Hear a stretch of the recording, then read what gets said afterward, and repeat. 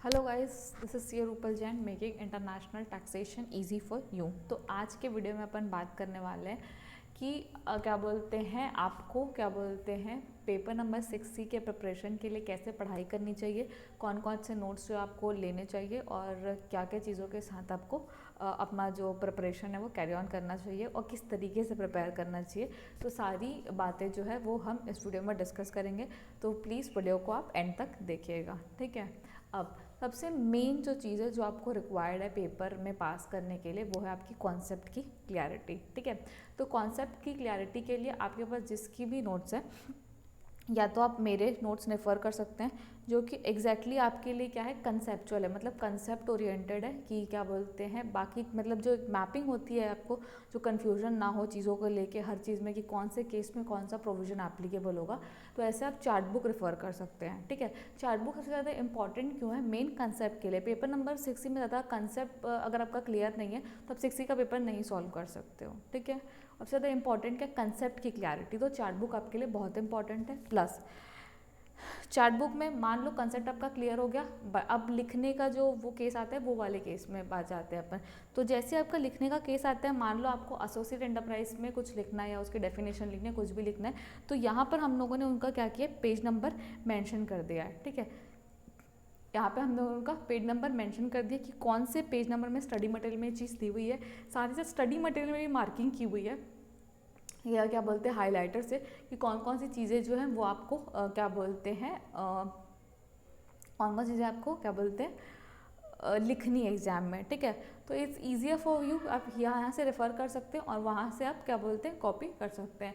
और ज़्यादातर एग्जाम में ये देखा गया है कि आप ज़्यादा नहीं लिख पाओगे, 5 केस स्टडीज़ हैं, आपको सॉल्व करते करते इतना ज़्यादा है कि आप बहुत ही कम केस में ऐसा होता है कि आपके पास वर्ड्स कम पड़ रहे हो, सच में like reality of the case. आपको हर टाइम पे ऐसा रहता है कि आपको शॉर्ट फॉर्म में बेस्ट तरीके से, मतलब मेन जो कंसेप्ट वाली चीज़ है वो आपको एग्जामिनर को दिखानी होती है। और ये जो कंसेप्ट वाले नोट्स अगर आप एग्जामिनर के हाईलाइट में आ जाते हैं, उनके आँख में आ जाते हैं, तो उनको ये चीज़ समझ आ जाती है कि आपको आंसर्स आते हैं करके, ठीक है। तो मेन आपको जो सबसे पहले आपको रेफ़र करना है क्या, chart book. Chart book refer करने का आपको सबसे बड़ा फ़ायदा पहले तो ये है कि आपको हर चीज़ में कंसेप्ट क्लैरिटी मिल जाएगी। सेकेंड ये चीज़ जो मैं आपको चार्ट बुक में ज़रूर फोकस करने के लिए बोलूँगी, जो है आपका part 2 of the non resident taxation.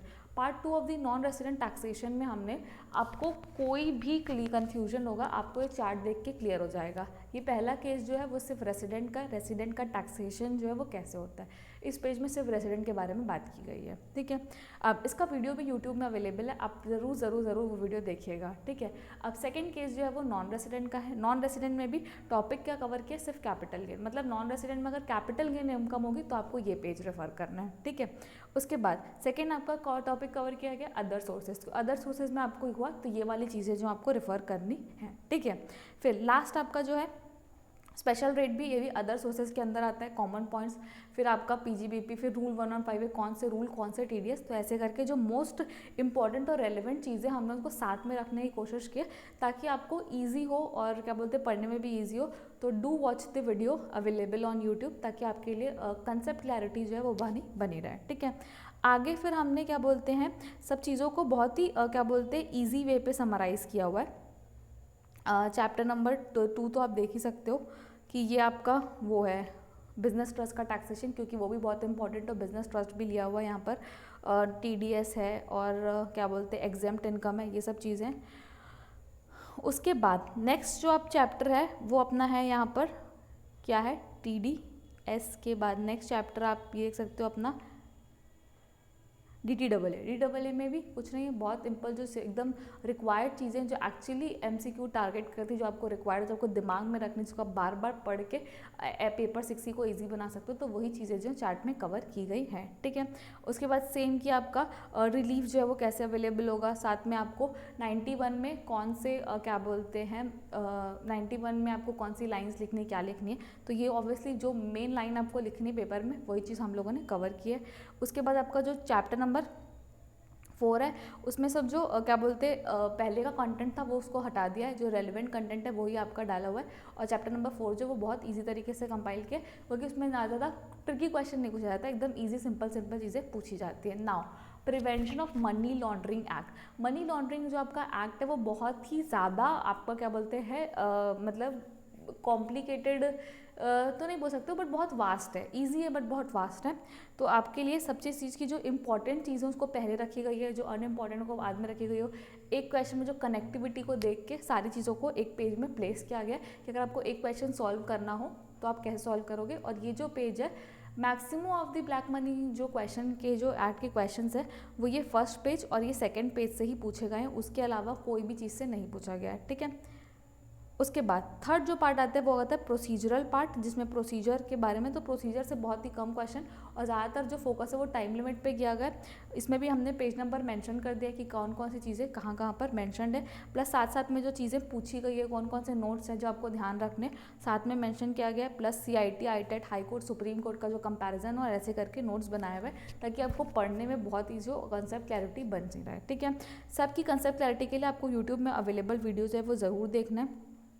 Next आपका चैप्टर नंबर 5 जो है वो आपका थोड़ा सा लेंदी जाता है, ये आप लोगों को पहले से ही पता है। उसके बाद अपने पास ई-कॉमर्स ट्रांजैक्शन है, ई-कॉमर्स ट्रांजैक्शन में आपका सेम वही कि DAA, टैक्स ट्रीटीज़, ये सब जो है ई-कॉमर्स ट्रांजैक्शन में आपका ई-कॉमर्स कवर होगा। ई-कॉमर्स ये कंपैरिजन 165, 165A, और ये जो ब्लॉक्स में मैंने दिया हुआ है स्पेसिफाइड सर्विस और ये सब चीज़ें, इससे ज़्यादा आप लिख भी नहीं पाओगे, ठीक है। जितना मैंने देखा है टॉपर्स की कॉपी एनालाइज किया है, वो सब जो है वो मेन कंटेंट, मेन टॉपिक पे ज़्यादा फोकस करते हैं, थोड़ा थोड़ा दूर दूर लिखते हैं, और जो क्या बोलते हैं सॉल्यूशन होता है, जो सब चीज़ें होती हैं उसको स्पेसिफिकली दिखाते हैं, क्वेश्चन से इंटरप्रीट करते हैं, सेक्शन लिखते हैं, मेन चीज़ों पे फोकस करते हैं, तो उनका मार्क्स है वो बहुत अच्छा आता है। तो ये सब चीज़ें जो है आपके लिए ऑलरेडी चार्ट में बनाई हुई है, ठीक है। फिर टैक्स ट्रीटी और ऐसे करके पूरी नोटबुक चार्ट बुक आपके लिए प्रिपेयर की गई है, ठीक है।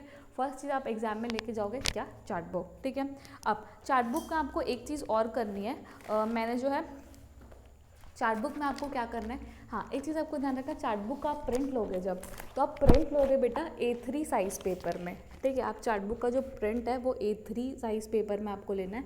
प्लस आपको एक चीज़ ध्यान रखनी है कि यहाँ पे आपको ऐसे जो बुकमार्क होते हैं, बुकमार्क स्टिकी नोट्स होते हैं, ऐसे आपको चिपका लेना है। आई होप ये ज़्यादा क्लियर नहीं दिख रहा होगा, बट जैसा भी दिख रहा होगा, स्टिकी नोट्स चिपका लेने 1, 2, 3, 4, 5, 6 9 चैप्टर के, और नॉन रेसिडेंट को जो 3 पार्ट में किया उसका भी चिपकाया हुआ है, ताकि इससे ईजी क्या हो रहा है आपका, ईजी ये हो रहा है कि अगर मेरे को चैप्टर नंबर 2 चाहिए मैं डायरेक्टली जा सकती हूँ, चैप्टर नंबर 3 चाहिए डायरेक्टली जा सकती हूँ, पेज पलटने की जो ज़रूरत है वो बहुत कम हो जाती है, ठीक है। तो चार्ट बुक को आपको इस तरीके से अपग्रेड करना है, और प्रिंट जो है वो आपको A3 साइज़ पेपर में ही लेना है। इस चीज़ का आपको हमेशा हमेशा हमेशा ध्यान रखना है, ठीक है। नेक्स्ट मूव करते हैं अपन किस में, अपने इंडेक्स के ऊपर। जो इंडेक्स है, हाँ ये जो आपका इंडेक्स है वो किसका है बेटा, ट्रांसफ़र प्राइसिंग का। ट्रांसफ़र प्राइसिंग का जो आपका इंडेक्स है, ऐसे ही सारे चैप्टर्स के इंडेक्स बनाए गए। इंडेक्स की हमारी खास बात यह है कि हमने हेडिंग के अंदर के जो इनसाइडर्स है, जो टॉपिक्स हैं, उनको क्या बोलते हैं लिखा है, और पहली जो चार्ट्स हैं वो क्या बोलते हैं टॉपिक जो है वो पहले से ज़्यादा ऐड किए हैं, depending upon the case study में जो चीज़ पूछी जा रही है उसके हिसाब से, और हर चीज़ का जो आपकी करंट स्टडी मटेरियल है उसके हिसाब से इसको जो आपका चार्ट है उसको भी अपग्रेड किया हुआ है। इनसाइडर्स की खास बात यह है कि बार बार आपको उस टॉपिक में देखने की ज़रूरत नहीं है, एक बार आपने बाजू में इनसाइडर में लिख दिया कि टॉपिक के अंदर ये, तो आपको पता रहेगा कि टॉपिक के अंदर क्या है। और जो मेन इनसाइडर्स से ज़्यादातर क्वेश्चन पूछे, जैसे CBC हो गया, मास्टर फाइल हो गया, सेकेंडरी एडजस्टमेंट हो गया, तो ये सब चीज़ें जो है वो ऑलरेडी दी हुई है, और ऐसे ही हमने सारे चैप्टर्स का जो है वो कंप्लीट कर दिया है, ठीक है। अब तो सेकेंड चीज़ आपको लेके जानी वो क्या है बेटा, इंडेक्स है। Third, case study crux. Case study का सबसे पहले क्या है, इंडेक्स है। मान लो कोई केस स्टडी डायरेक्टली रिपीट आ जाती है, भगवान का करिश्मा, चमत्कार, ठीक है। लेकिन अगर रिपीट नहीं आती है बट फिर भी आपको ये इंडेक्स काम आएगा, क्योंकि आपको 94B 94C कौन से सेक्शन में, तो जो जो चीज़ें यूज़ हुई है, जो जो सेक्शन यूज़ हुए हैं, जो जो केस स्टडी में सेक्शन यूज़ हुए उनका नाम यूज़ हुआ है, तो ये आपको इंडेक्स से देख के पता लग जाता है, ठीक है। प्लस अगर आपको कोई पास से वापस से कोई केस स्टडी सेम नाम के साथ रिपीट हो गई, तो आप तुरंत केस स्टडी में जाके वो चीज़ देख सकते हो कि ये चीज़ सेम टू सेम रिपीट हुई है नहीं हुई है। तो केस स्टडी इंडेक्स जो है वो आपके लिए बहुत बहुत बहुत इंपॉर्टेंट है, ठीक है। उसके बाद केस स्टडी क्रक्स जो है वो यहाँ से चालू होता है। अब केस स्टडी क्रक्स और आंसर की आपको ज़रूरत क्या है, ज़रूरत ये है बेटा कि एग्जाम के एक दिन पहले आपको 35 केस स्टडीज रिवाइज करनी, प्लस आपकी MTP और क्वेश्चन पेपर भी आपको रिवाइज करना है, ठीक है। तो आपके पास अगर केस स्टडी का आंसर आपके पहले सामने से ही रहेगा तो आपके लिए इजी होगा कि आप 35 केस स्टडी को जल्दी जल्दी रिवाइज कर सकते हो। आपको बस रीज़न, आपको बार बार वो चीज़ रिफ़र करने की ज़रूरत नहीं पड़ेगी, क्योंकि आपके पास आंसर पहले से है।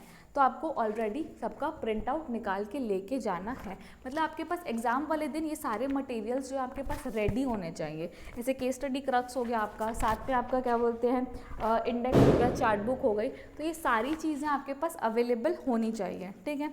तो सेकेंड चीज़ जो आपको अपने पास रखनी है, इंडेक्स के बाद हुआ है केस स्टडी के आंसर्स, क्योंकि आपको रिवाइज करने में मेन तो आपका पर्पज होना चाहिए रिवीजन, कि एक दिन में 35 केस स्टडीज़ को रिवाइज कर सकूं, और क्या पता है एक से ज़्यादा बार रिवाइज कर सकूं।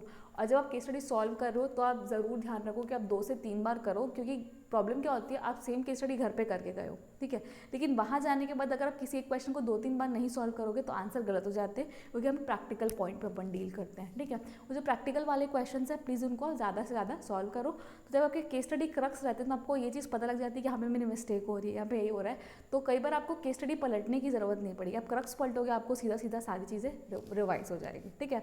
तो क्रक्स बहुत इंपॉर्टेंट है आपको तुरंत रिवाइज करने के। 3 बार आपने केस स्टडी कर ली, 3 बार आपने क्रक्स देख लिया, उसके बाद तो चौथी बार में ऐसा हो कि आप क्रक्स पलट रहे हो, आपके पास केस स्टडी जो है, आपको कॉन्सेप्ट जो है वो याद हो जाएंगे, ठीक है।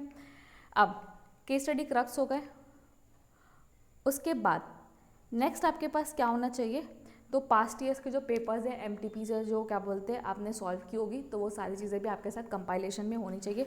सारी चीज़ों का आपको प्रिंट आउट निकाल के रखना है अपने पास, ठीक है, तो वो चीज़ें भी आपके पास होनी चाहिए। उसके बाद आपके पास होना चाहिए क्या, स्टडी मटेरियल, उनकी मार्किंग्स, कि आपको कहाँ कहाँ पे कौन कौन सी चीज़ें इंपॉर्टेंट है, कौन सी चीज़ें क्या है, तो उसको आपको हर एक चीज़ को मार्क करके जाना है एग्जाम में, ठीक है। तो ये सारी चीज़ें आपको पहले से एटलीस्ट आप स्टडी मटेरियल पढ़ लो तो आपको याद रहेगा, तो कभी आप ओपन करोगे तो आपको तुरंत जो है वो चीज़ वो दिख जाएगी।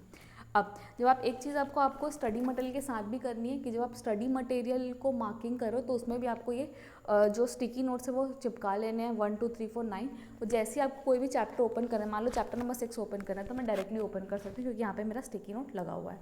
तो ये चीज़ जो है वो आपको अपने नोट्स के साथ करनी है, जो कि आपको बहुत बहुत बहुत इंपॉर्टेंट काम आएगी, ठीक है। अब इतना ही, और साथ में आपको लेके जाना है अपना डीटी का मटेरियल। ये चीज़ को ध्यान रखना है कि आपको डीटी का मटेरियल जो साथ में लेके जाना है, स्पेसिफिकली आपको डीटी में फोकस करना है। कौन से में टॉपिक में, एक तो आपका टीडीएस वाला चैप्टर में, दूसरा आपका चैप्टर 6 में सिक्योरिटाइजेशन ट्रस्ट। ये 3 चैप्टर जो सबसे ज़्यादा पूछे जा रहे हैं, तो ये तीनों चैप्टर को आपको अच्छे से करके जाना है। और आपकी डीटी की जो भी बुक है, समरी बुक या जो भी बुक है, तो उसको आपको लेके जाना है एग्जाम में, ठीक है।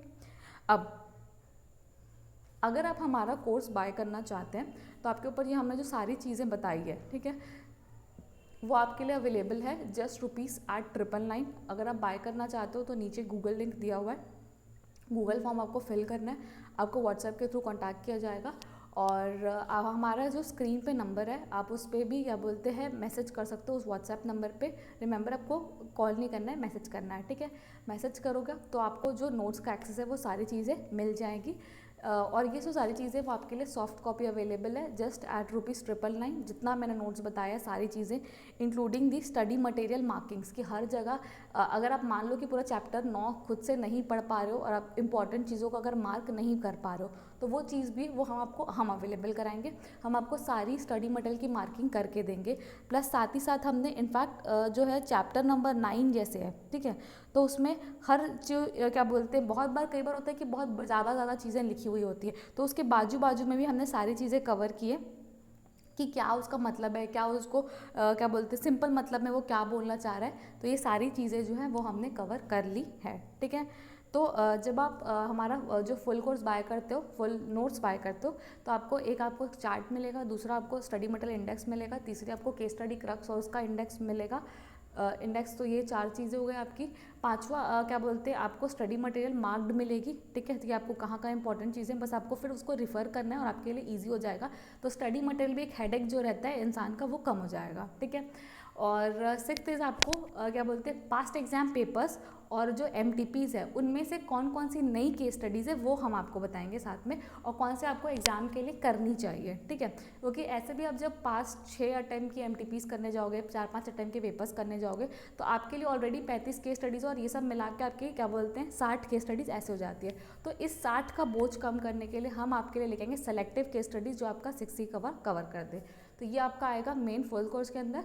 और अगर आपने पहले केस स्टडी क्रक्स परचेस कर चुका है तो आपके लिए जो प्राइस है करंट वाले का उसका है 599, ठीक है। तो जो भी क्वेरीज़ है उसके लिए आप व्हाट्सएप नंबर पे मैसेज कर सकते हैं या गूगल फॉर्म फिल कर सकते हैं। I hope we are done. और please stay connected with the channel and जितने भी वीडियोस अपलोड हुए हैं प्लीज़ वो वीडियो को ज़रूर देखें और आपके जो भी डाउट्स है टेलीग्राम चैनल में आप ज़रूर पूछिए। और अगर आपको वीडियो अच्छा लगा हो तो please like share subscribe and comment down below the video.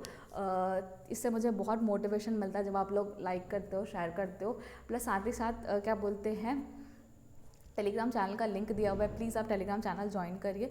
Second चीज़ क्या बोलते हैं, इंस्टाग्राम जो पेज है क्लास का वो भी है, तो आप क्या बोलते हैं इंस्टाग्राम में भी अगर आपको कोई वीडियो पसंद आता है और आपको लगता है कि आपको रिकमेंड करना चाहिए तो आप इंस्टाग्राम में भी टैग कर सकते हैं क्लासेस को and do review our videos. और अगर आपको कोई फीडबैक भी लगता है, आपको कोई क्या बोलते हैं क्वेरी है किसी भी चीज़ को लेके, तो आप हमें बिल्कुल कॉन्टैक्ट कर सकते हो और हम क्या बोलते हैं मैं आपको ज़रूर सारी चीज़ों के रिप्लाई करूँगी। Okay, thank you everyone.